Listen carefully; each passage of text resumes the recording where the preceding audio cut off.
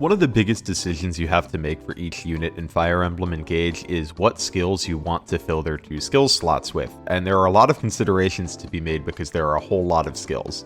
These range from how much each skill costs to what skills go best with which units and builds, and of course, which skills are better than others. With that in mind, I'm going to go through and talk about each skill, why I like it or don't like it, and what some good applications for each skill are.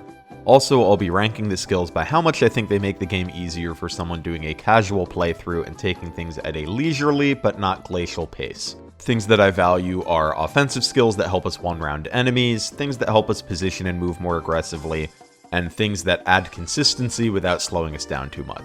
Skill value definitely changes for specific niches like LTCs, challenge runs, or high efficiency runs, but if you're doing those, you are experienced enough that you don't really need a guide. In fact, I bet you already know what skills you like. I'm also not going to be talking about DLC skills in this video because I rarely play with DLC, so I can't really give you an informed opinion about it. But before we get into the skills, a big thank you to my geckos on Patreon, and a shout out to my skinks Red Mage Morgan, Chicken, Morg Wolf, Upscale Furry Trash, Cosplay Sylveon, Emma, Van West, Ike Poo, Lucy Sev, Romeo, Wingman, Roxy, and Aaron Gedden. I really appreciate all of your support, and if you want to support the channel and appear in videos like this, you'll find a link to the Patreon in the video description. Alright, so let's start from the top and work our way down because I have a lot more to say about the skills in the upper half of this list than the lower half.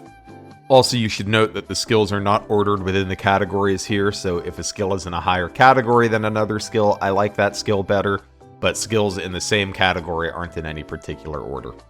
So let's start with the best category, and these are skills that are really strong, really easy to use, and really generally applicable. You could run these skills on half or more of your army and feel fine about it. And starting with my favorite skill, we have Canter, which lets you move an additional 2 spaces after taking an action, such as using a staff or attacking. This skill is great for any unit. Let's talk about what you can do with it. The immediately obvious use for Canter is getting out of the way after attacks. If you want 2 units to attack from the same space, Canter makes this possible, as one unit can attack, Canter back, and then another unit can take their place. This is also useful if you want to do something like attack with a squishy unit and then move them back and replace them with a tankier unit who can better deal with the enemy phase. But there's a bunch of other ways you can use this skill as well. Repositioning with Canter can be used to give a unit functionally more move. If you use your full move and then kill a unit and then canter forward, you have increased your unit's move by 2 for a turn. And if you don't want to have to attack a unit to get those extra 2 spaces of movement, you can also use a staff and then canter. So in a chapter like Chapter 11, where the goal is just to get Alir to the escape point as quick as possible, you can do something like put Alir in Griffin and every turn use their full move and the obstruct staff to get 2 more spaces of movement. Or if you have Canter on a staff unit, you can also just use it to let your staff unit heal and then move out of danger. It's a great skill for making staff users a bit more flexible and mobile. The other big application of Canter is setting up for abilities that care about positioning. If you want to one-turn a late-game boss, Canter makes it a lot easier to have your units attack the boss and then position in such a way that you can Byleth Dance all of them. Without Canter, it's a little more difficult to have 3 units attack a boss at one range and then Goddess Dance all of them. But with Canter, that's no problem. Canter is also nice if you want to use the Halberdier, since it can let you position for a pincer attack and then canter to a less dangerous position before enemy phase. I don't really like Halberdier, but if you want to use one, Canter is a great skill on them for that reason. So Canter lets you be a lot more flexible with your attacks and helps you get your units where you want them to be at the end of each turn, and that's pretty good for 1000 SP. And it's even available in the early game since Sigurd is one of the first rings that you get. The only downside to Canter is it doesn't add to your combat stats at all, but you can still get units to 1 round while using Canter, and a lot of units just don't need to 1 round. Any of your staff units would love to have Canter, and they don't care that it's not increasing their combat stats. Alright, next up is Speed Plus, and specifically I'm rather fond of Speed Plus 3. And Speed Plus does exactly what it sounds like it does, it just adds speed to your unit. Now, I have Speed Plus a lot higher than other Stat Plus skills, and there are 2 reasons for that. 1, speed is really good, and 2, Speed Plus is really cheap. Speed Plus 3 costs just 500 SP, so you're paying about 166 SP per point of speed, and that's a really good rate. Stat Plus skills for other really good stats are a lot more expensive. Strength Plus 3, for example, will cost you 3000 SP. So Speed Plus is a great way to give a speed boost to any unit that needs it, and to be honest, a lot of units appreciate it.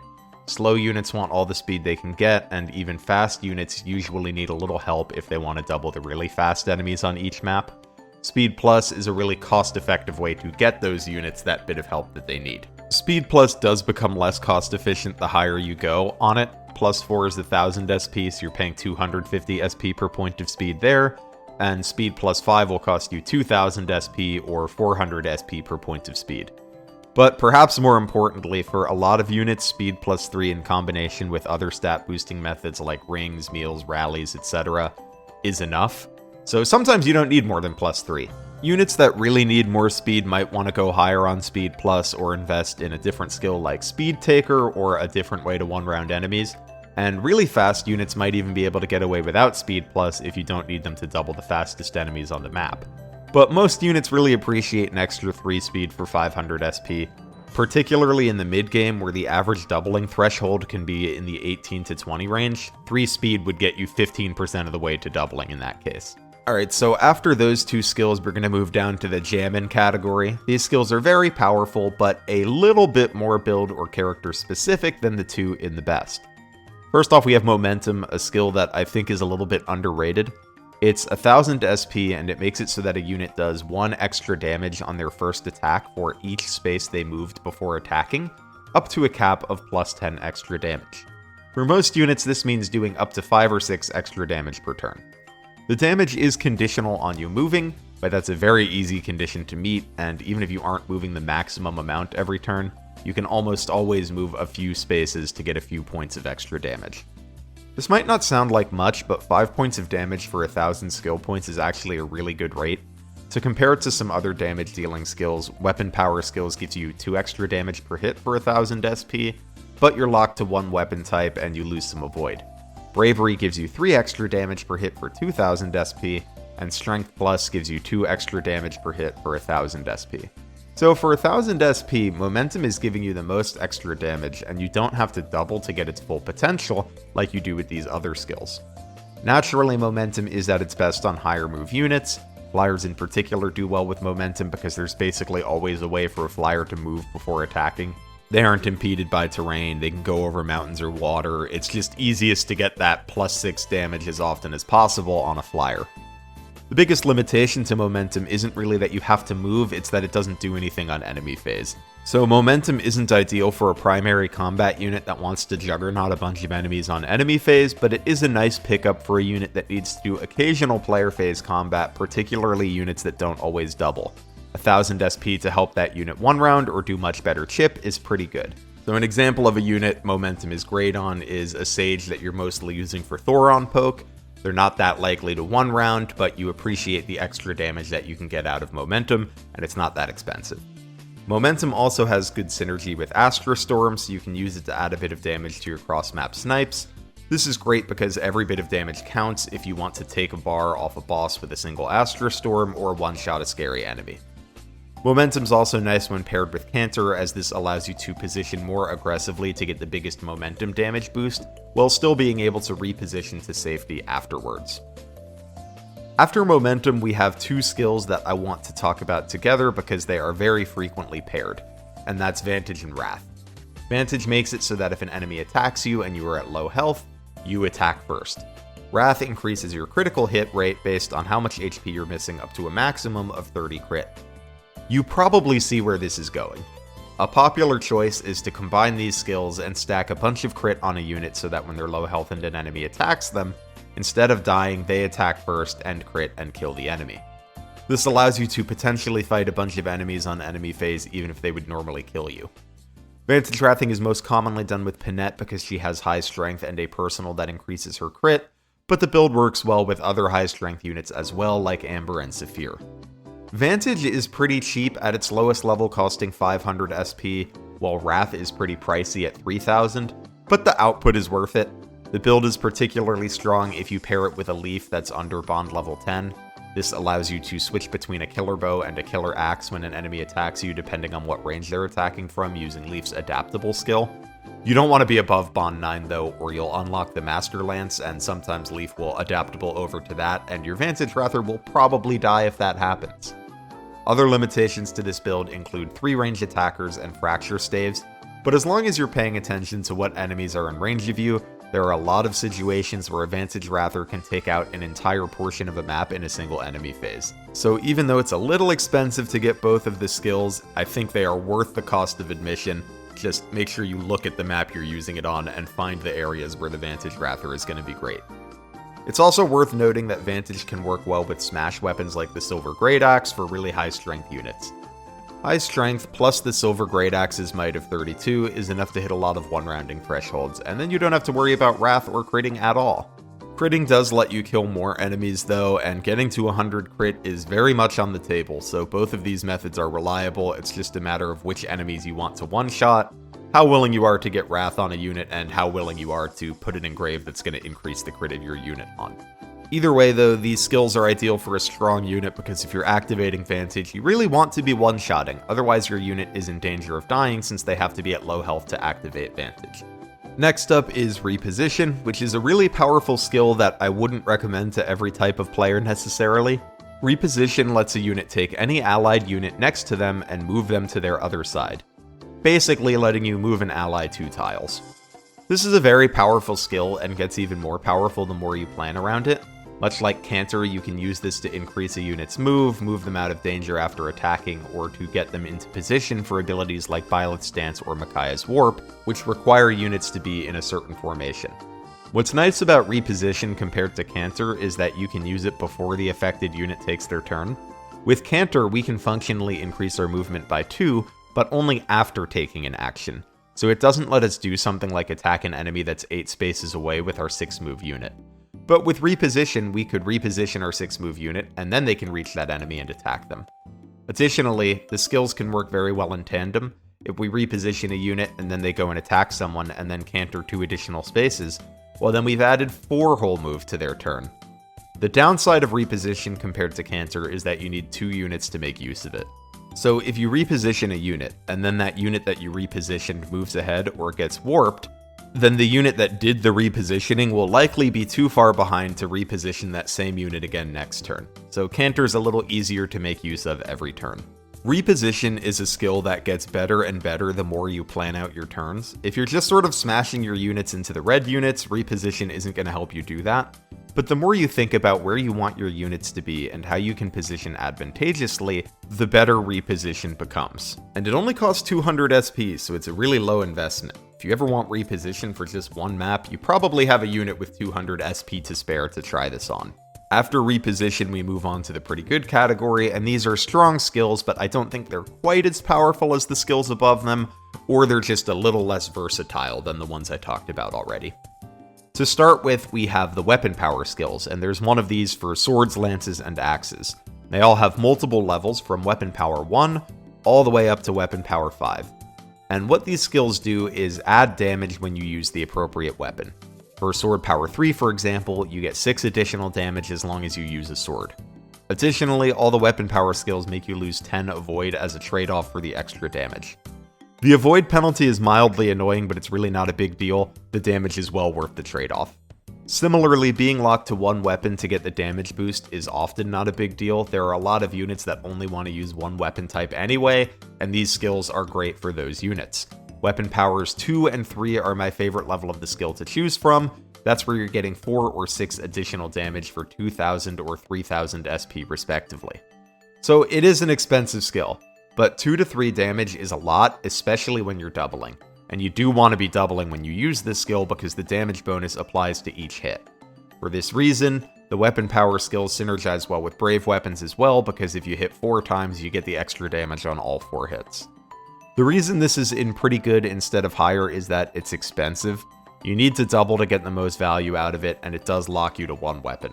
For classes that have access to 2 weapons, like Warrior, it would be nice to have a damage skill that works for both weapons. If you have a fast unit that needs a little damage help though, weapon power skills are going to do that for you.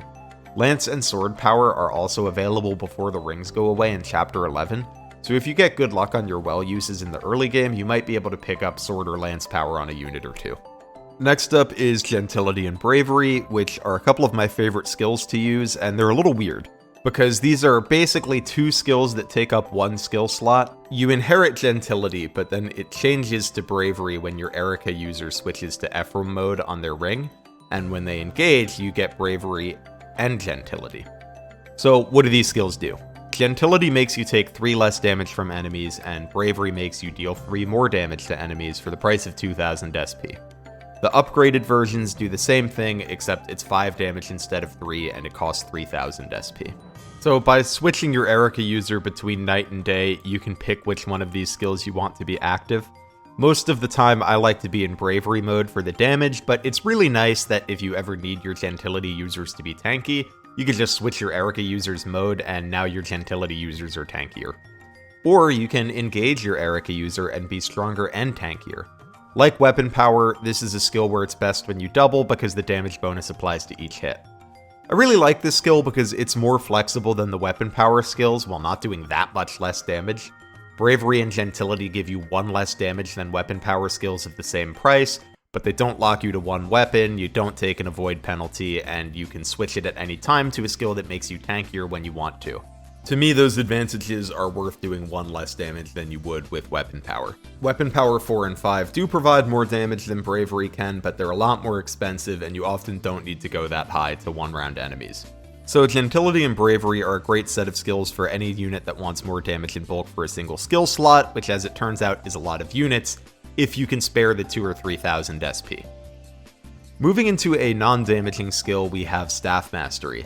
Staff Mastery provides you with additional accuracy on your staff uses, and also makes the user's staves heal for more HP. At Staff Mastery 1, you get plus 10 accuracy and plus 3 healing for 100 SP. Those values increase with each level of the skill. This skill is really simple, it makes your staffs hit more, and staffs are really good in this game. You really like it when your freezes and traps and fractures hit the enemy. The extra healing you get from this skill is a nice little bonus, but it's all about the staff accuracy. And what's great about Staff Mastery is that it's cheap. It starts at just 100 SP and it goes up to 1000 SP if you need 30 hit. So it's easy to afford even without having to use a skill book. The bigger cost is just that it takes a skill slot, but the units that want this skill can often get away with spending a skill slot on it because if you're using a dedicated staffer, you don't care about their combat as much, they don't need a damage skill, so you don't mind dedicating a slot to making sure that their staves hit. Next up is Holdout, which makes it so that if an attack would kill your unit, they're left with 1 HP instead, as long as they have 30% or more HP before the attack. You can spend more SP for higher levels of the skill that reduce the percent your HP has to be at for the skill to work. The use case for this skill is obvious. You can survive an extra hit from enemies, which synergizes particularly well with low health builds like Vantage Wrath. If you have a Vantage Wrath, or something that they can struggle with is ranged enemies that they can't counter, and Holdout allows your unit to take 1 extra hit from those enemies. You can also use this skill with things that allow you to regain health like Nosferatu, so that when attacked you can trigger Holdout and then drain the enemy on the counterattack to go above the Holdout threshold, and then rinse and repeat for every enemy that attacks you. The most common setup for this build involves Sorin and Veil, so it's a little harder to make use of it in non-DLC contexts. The issues with Holdout are mostly just that it's expensive, and I would usually prefer a skill that adds damage or a skill like Vantage that lets me fight more than 1 additional enemy per enemy phase, but Holdout is nice for units that already do great combat and could use some extra bulk. After Holdout, we have Dual Assist, and more specifically, its upgraded version, Dual Assist Plus, is the one that I like. This skill only works on units that are capable of chain attacking. When used on those units, Dual Assist gives them a % chance of chain attacking whenever another unit attacks a unit that they could reach by moving. So basically, backup units with Dual Assist can chain attack any enemy they could walk up to and hit, rather than only enemies that they could hit from where they are standing. The reason I only like the plus version of this skill and not the normal version is that the normal version gives you only a 35% chance of chain attacking with each allied attack, while the plus version gives you a 70% chance. For my tastes, 35% is a bit too unreliable. I like using this skill on supportive units and particularly heroes. Heroes have Brave Assist, so when they chain attack they can do it twice instead of the 1 time every other backup unit does it. You don't want this on a primary combat unit because it doesn't help you directly do more damage. Rather, you can think of Dual Assist Plus as a damage boost for your other units. The weaknesses of this skill are, 1, that it only works on player phase, so if you do a lot of combat on enemy phase, this skill won't do anything for a lot of your combats. Additionally, it's not as reliable as it might seem. It's a 70% chance to activate, and then each chain attack is 80% to hit. So there will be a lot of times where it just doesn't trigger, and other times where you'll miss one or two of the chain attacks. But again, you can help your odds of getting at least some damage by using a hero who gets to chain attack twice. It's also a bit expensive at 2,000 skill points, and one other disadvantage of this skill is that if your attacking unit is set to one-round the enemy, then this doesn't do anything, because the chain attack damage doesn't matter. So if your units are one-rounding most enemies, you don't need Dual Assist Plus. But this skill can be nice if your units aren't consistently one-rounding, or if there's some difficult enemy that you need a little help one-rounding. For all of these reasons, this is a skill I really like putting on Gold Mary.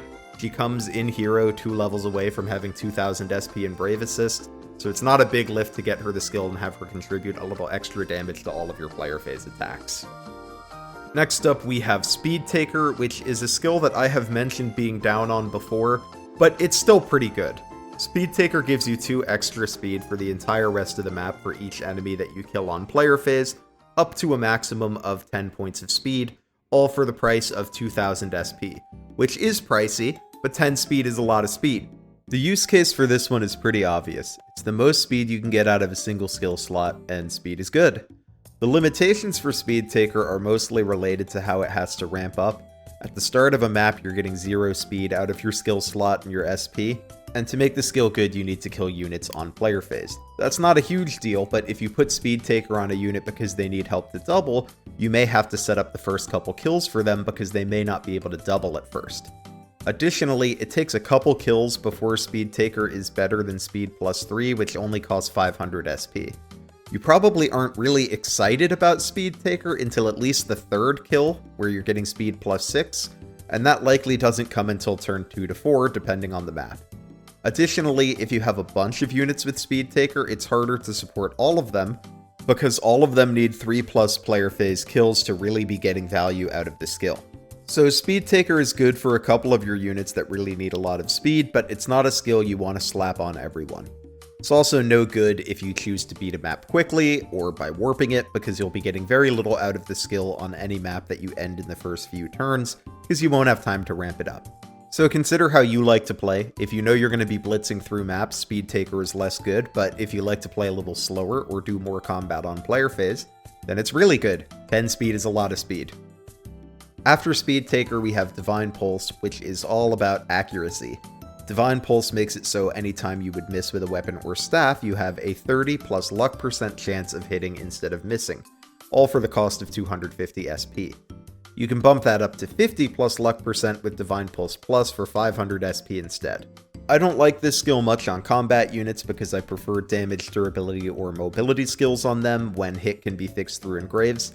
But this skill is great for staff users. Staves can't have engraves, so Divine Pulse is a great way to make sure you hit your freezes, and it's dirt cheap. It's particularly good for dedicated staffers that don't need damage and durability skills, and thus can more easily spare a skill slot to fix accuracy. One standout unit for Divine Pulse is Celine, who has very high luck and high-ranking staves in her personal class, which enables her to hit her staffs a lot more often using Divine Pulse. Last up for our pretty good skills is Draconic Hex. Draconic Hex applies a debuff to any unit the equipped unit attacks on player phase, lowering all of their basic stats by 4. The main use case for this is hitting a boss to lower their stats before the rest of your units clobber them, though you can also follow this same pattern for any powerful enemy, not just bosses. One of the nice things about Draconic Hex is that you don't need to put it on a good unit necessarily. Even if you don't do any damage, you can still apply the debuff. I like to put Draconic Hex on a unit with 3 range, with a longbow or a Thoron tome, so that they can just poke the boss without taking a counterattack and debuff them for my other units to kill. The biggest downside of this skill is honestly just that it's not one that you need a bunch of units to have, so even though it's good, I often don't inherit it because I find the one I get from my Korin user is enough. Still, Draconic Hex is good and makes bosses a lot easier to kill. I love having a debuffer in my boss killing squad, and Draconic Hex is great for that. Next up, we have the niche category of skills, which I think are good for something pretty specific that's either not applicable to every team, is only great for a small selection of units, or is just something I don't value that highly. And first up in this category is Bow Focus. Bow Focus is a cheap skill that gives you more accuracy with your bow at the cost of reducing your dodge. The dodge penalty really doesn't matter much. You do have to be careful not to let your archer get attacked so that they don't get crit, but you should be doing that anyway. What this skill is good for is if you really want a low effort flyer killer, you can do something like slap an Ike Engraved Radiant Bow on someone like Fogado, which allows him to hit the benchmark to kill all the game's flyers without having to gain many levels. So you have this super low investment flyer killer, but the issue is the hit rates are kind of shaky, especially against griffins. Bow Focus is one way to fix that. The main issue with this skill is that using a skill slot to fix weapon accuracy is usually pretty unexciting. I'd rather spend those skill slots to hit one-rounding thresholds, but if you're just deploying a unit to kill flyers, and they already hit the one-rounding threshold, then you don't need a damage skill, and it's not a big deal to instead spend a skill making sure you hit the flyers. It's also not that expensive, with the best version of the skill costing 1000 SP, so it fits well with the idea of building a low-investment flyer killer. If you want your archer to do more than just Radiant Bow down flyers, you can probably be doing better things than spending a skill slot to fix accuracy, but if you truly just want a flyer killer, this is a decent skill to put on them. After Bow Focus, we have Quality Time, which restores some HP to adjacent units when the equipped unit takes an action or ends their turn next to them. It costs just 250 SP, and an upgraded version is available that restores more HP for 500 SP. And the niche for this skill is that I like to put it on Seadoll.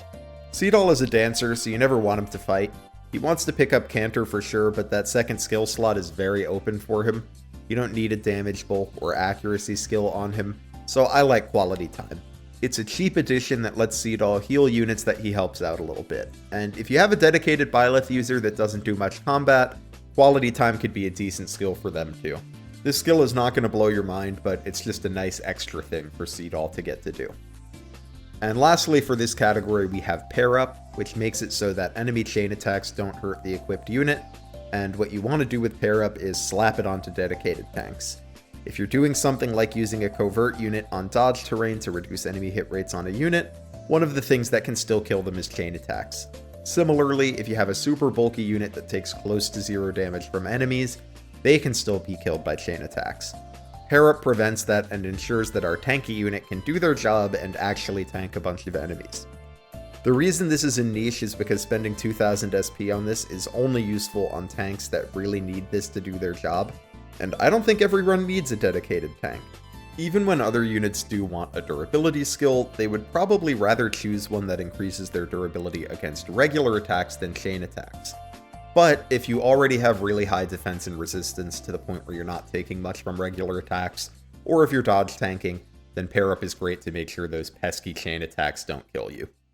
After Pair Up, we have Advance, and this skill's pretty straightforward. It lets you move one extra space towards an enemy that is 2 spaces away from you to attack them.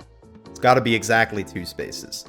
So essentially, you can get 1 extra space of movement when you attack. Like Reposition and Canter, this is nice because more move is more move.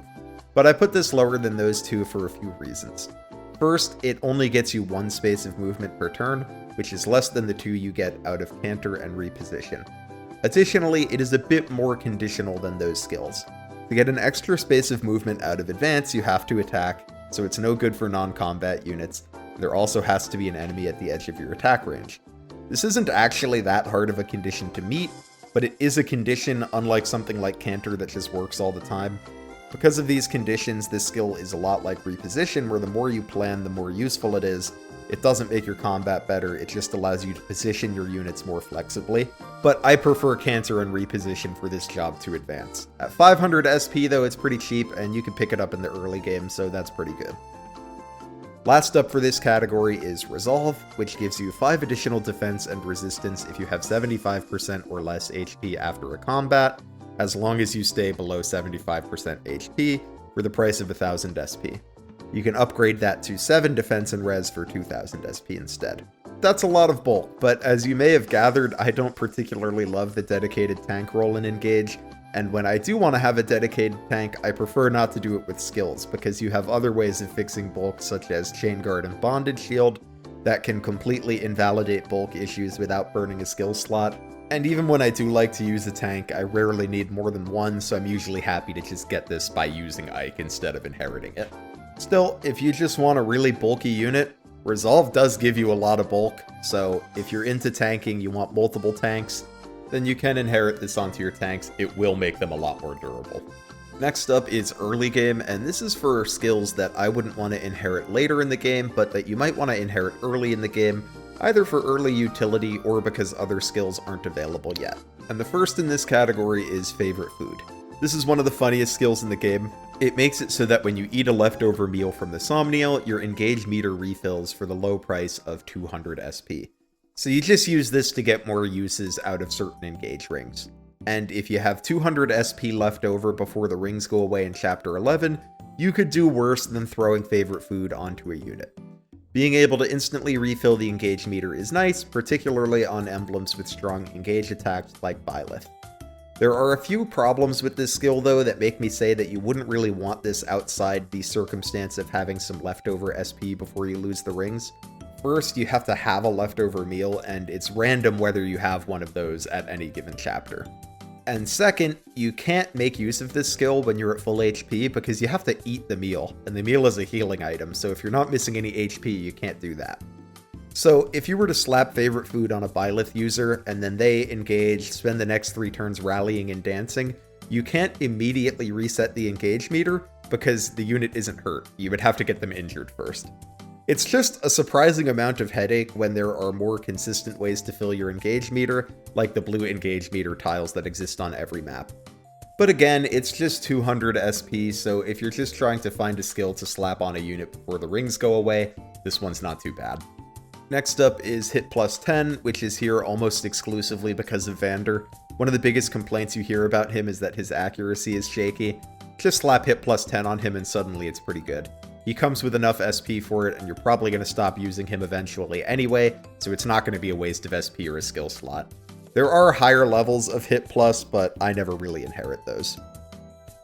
Lastly, for the early game category is Arms Shield, which makes you take 3 less damage when you have Weapon Triangle Advantage for 250 SP. This skill isn't amazing, but reducing damage by 3 for 250 SP is actually a really good rate. It's unfortunate that you have to have Weapon Triangle Advantage, but it's only 250 SP, and it's not that hard to meet that condition for a lot of a unit's combat with just a little bit of planning. So this isn't a great long-term skill.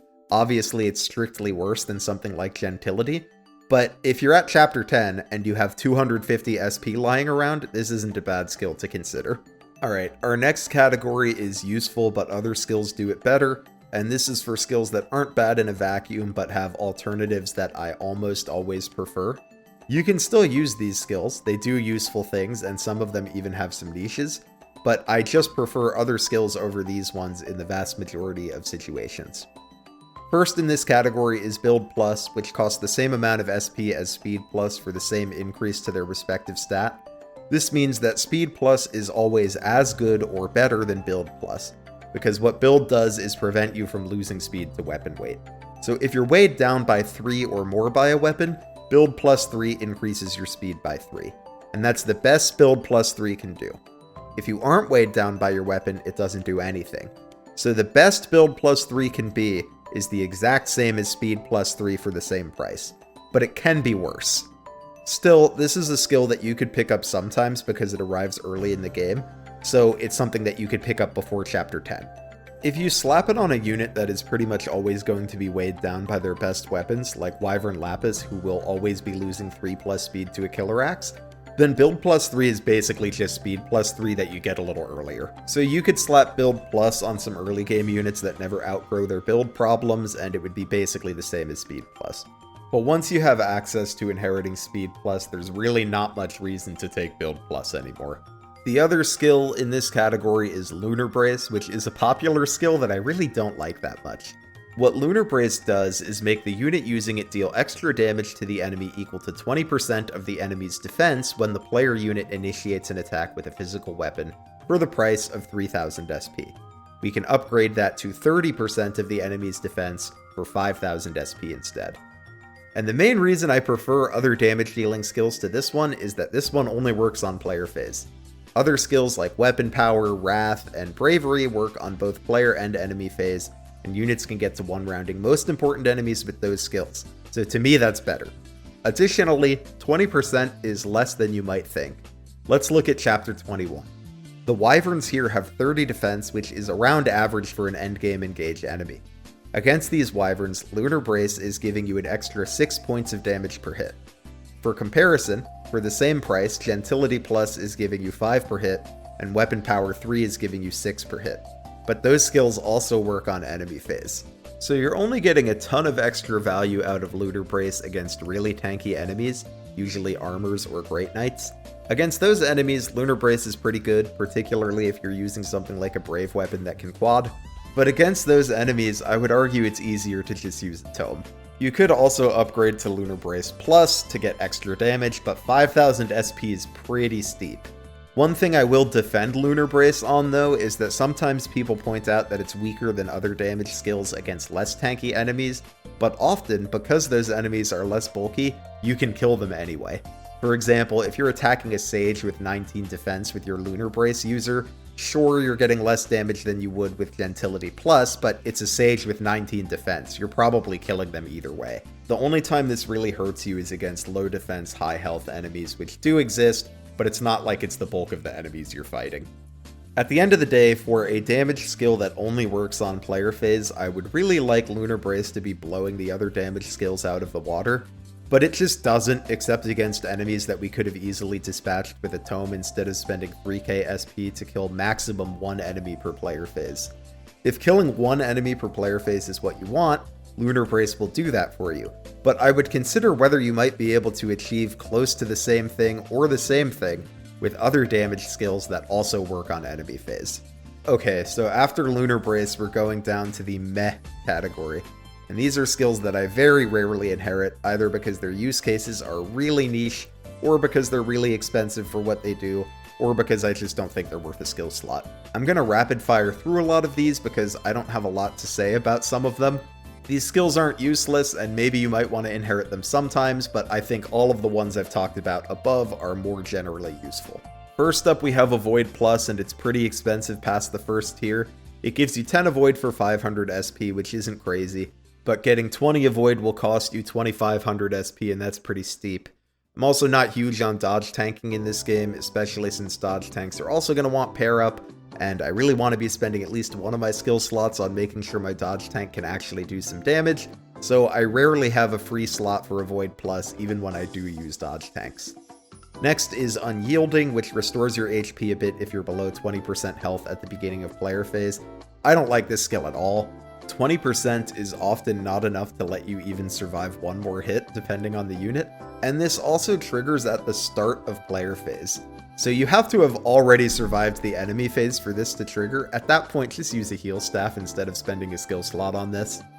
After Unyielding is Defense Plus, which is pretty cost effective.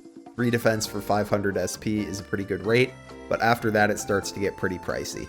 I just don't think 3 defense is impactful enough to spend a skill slot on it. If you really want a bunch of defense, you're better off with Resolve, which gives you more defense and also resistance, even if it's a bit more expensive. Or if you don't mind spending some more SP, Gentility gives you a similar bulk increase as well, but also adds to your damage. This skill isn't terrible, but we can do better with our skill slot. Next is Weapon Precision skills, which give you additional hit and avoid when using a particular weapon type. This skill exists for knives and tomes. I just don't think you need to inherit this. You can fix weapon hit with engraves or supports, and tomes and knives don't have bad hit anyway.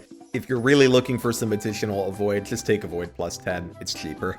After Weapon Precision is Dual Support, which gives you extra avoid when you are next to units that you have support ranks with, up to a maximum of 90 avoid, which is getting into pretty difficult to hit territory.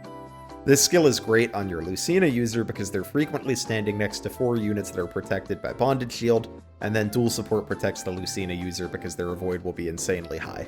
I don't like inheriting this though, because if you aren't using Bondage Shield and you're next to a bunch of other units, enemies will just attack the other units instead.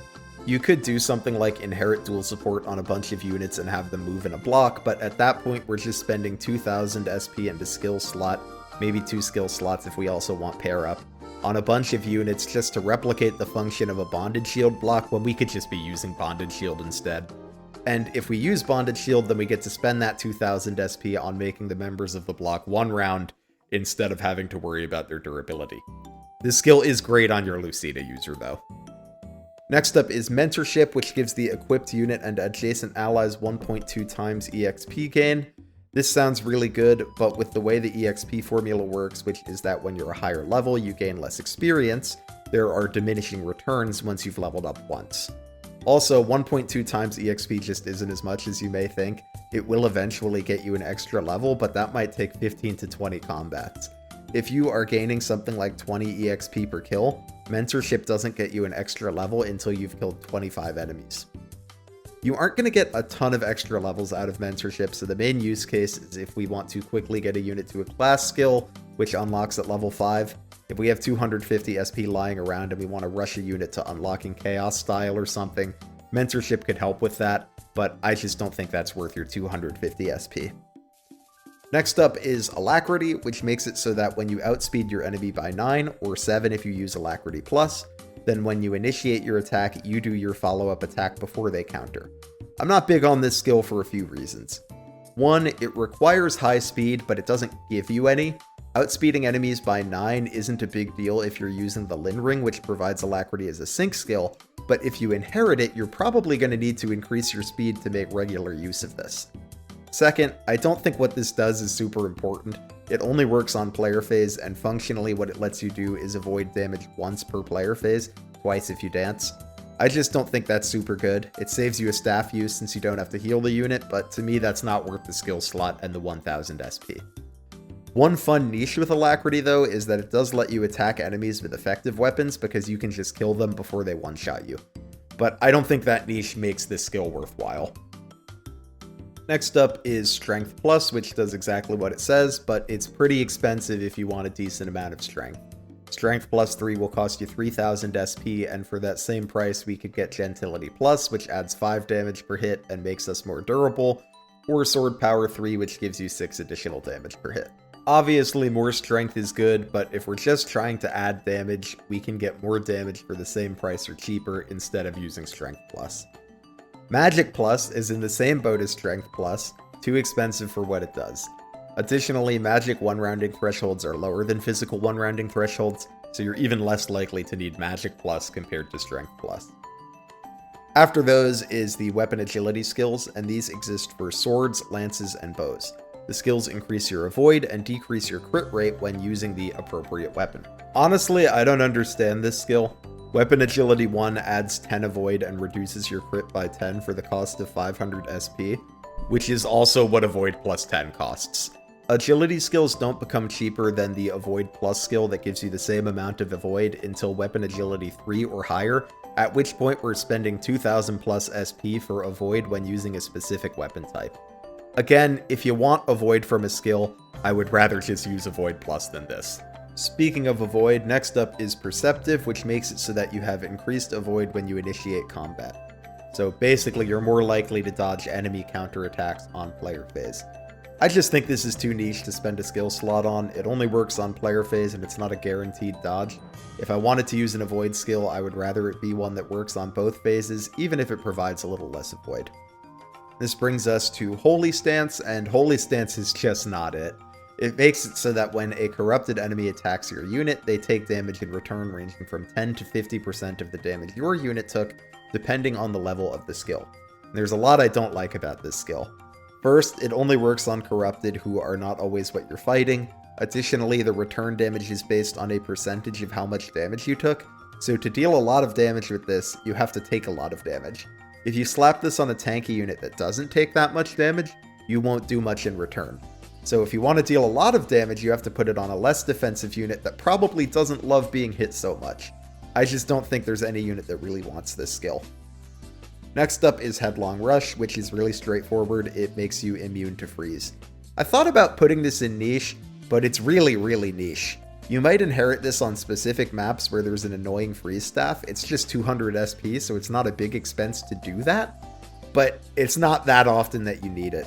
Inherit it if there's an annoying freeze staff you don't want to deal with, otherwise skip this skill. Then we have Resistance Plus. Instead of inheriting this, use a Pure Water. Next up is Healing Light, which makes it so that when you heal an ally with a staff, you gain half the HP that you restored.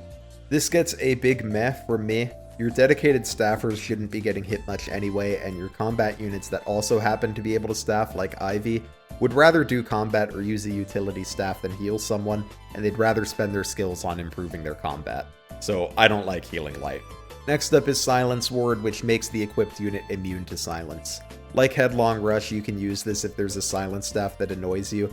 I like this a little less than Headlong Rush, because with silence staffs, you can just send a non-caster to go whack the enemy that's wielding them, but freeze staffs can hit anyone, so Headlong Rush is a little more generally applicable. Still, if there's an annoying silence staff, you can inherit this if you want. After that is Demolish, which lets you break breakable objects in a single hit. I don't think there's ever a time where you can't afford to just hit a breakable object with 2 units, or your IQuser that gets demolished for free. I wouldn't inherit this one. After Demolish is Lost and Found, which makes it so that when you wait next to a unit, there's a % chance of increasing your support with them. You don't need to inherit a skill to build supports, you can just do it the old-fashioned way and using the Somniel support building activities. But this skill is cute, so if you want to inherit it to be cute, I understand. And that brings us to Luck Plus. Luck isn't a great stat. If you need Crit Avoid, just use an Engrave. This skill can be kind of cute on someone like Anna if you want to proc her money-making passive a lot, which triggers on a luck % chance. But honestly, just throw Byleth on her to get 12 luck instead of spending a bunch of SP on it. Next is Sword and Art Focus, which are similar to Bow Focus, which I put up in Niche, but Sword and Art Focus are not as good for a couple reasons. One, no sword or art user can hit all of their 1 rounding thresholds for minimal investment, so they have more pressing issues to fix than hit with their skills, like damage. Additionally, the -10 dodge wasn't annoying for bow users because they can shoot enemies at 2 range, but it is annoying for sword and arts users because they actually face counterattacks from enemies, and it's a bummer for them to face higher crit. So I would rather fix hit through engraves for these units. Next up is Dodge Plus, which increases your dodge, which makes you get hit less. I just don't care for this because there's a lot of ways to fix enemies having crit on you. You can use an engrave, you can attack from 2 range, you can break the opponent, you can one-shot them.